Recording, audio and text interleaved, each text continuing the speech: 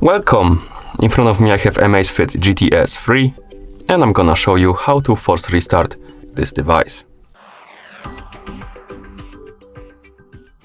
To force restart this watch, simply press and hold the side button and keep holding it for about 10 to 15 seconds. So let's press and hold the button, keep holding it.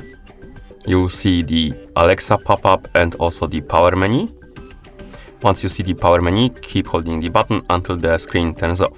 And once the screen turns off, you can release the button and wait until the watch is done rebooting.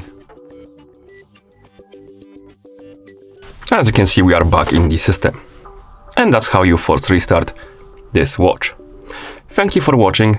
If you found this video helpful, please consider subscribing to our channel and leaving the like on the video.